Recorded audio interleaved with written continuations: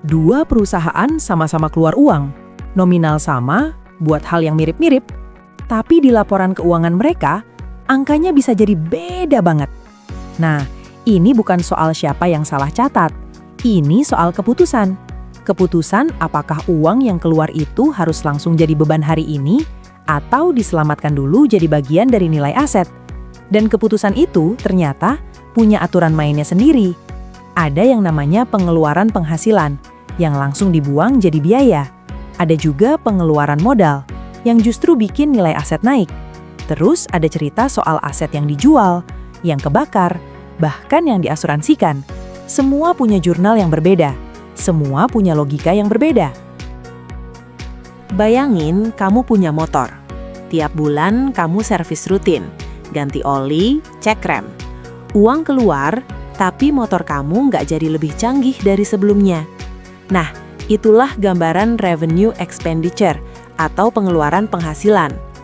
Pengeluaran ini sifatnya rutin, udah bisa ditebak bakal terjadi, dan nilainya relatif kecil. Yang paling penting, pengeluaran ini nggak bikin asetnya jadi lebih bernilai atau umurnya jadi lebih panjang. Dia cuma mempertahankan kondisi yang sudah ada. Karena nggak ada nilai tambah yang diciptakan, logisnya pengeluaran ini langsung diakui sebagai biaya di periode saat itu juga. Dalam akuntansi, istilahnya dibebankan sebagai biaya periodik. Jadi langsung masuk laporan laba rugi, bukan disimpan di neraca. Masih soal motor tadi, tapi sekarang bukan servis rutin. Kamu ganti mesinnya total. Sekarang motornya lebih kencang, lebih irit, dan bisa jalan lebih jauh. Ini beda ceritanya. Kalau revenue expenditure tadi langsung dibuang jadi biaya, capital expenditure atau pengeluaran modal justru diselamatkan masuk ke nilai aset. Kenapa?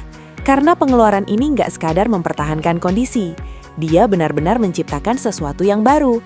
Entah manfaat ekonomisnya bertambah, atau umur ekonomisnya jadi lebih panjang. Ciri-cirinya kebalikan dari yang tadi. Jarang terjadi, jumlahnya besar dan material, dan dampaknya terasa sampai masa yang akan datang. Karena manfaatnya melintasi beberapa periode, maka logisnya pengeluaran ini dikapitalisasikan. Artinya ditambahkan ke harga perolehan ATB, bukan langsung jadi biaya hari ini. Kamu udah tahu bedanya, tapi ada satu hal yang bikin ini lebih rumit dari yang kelihatan. Garis batas antara keduanya nggak selalu hitam putih. Coba bayangin situasi ini. Ada pengeluaran jumlahnya besar, tapi ternyata sering terjadi. Dikategorikan sebagai revenue expenditure. Di sisi lain, ada pengeluaran yang jarang malah terjadi, tapi nilainya kecil. Bisa juga masuk revenue expenditure. Kok bisa? Karena disinilah kebijakan manajemen masuk. Manajemen punya wewenang untuk menentukan batas mana yang dianggap material dan mana yang rutin. Ini bukan berarti bebas semaunya, tapi memang dalam prakteknya, penilaian subjektif manajemen tetap jadi faktor penentu. Dan ini yang bikin penggolongan pengeluaran jadi salah satu area yang paling sering jadi perdebatan dalam akuntansi.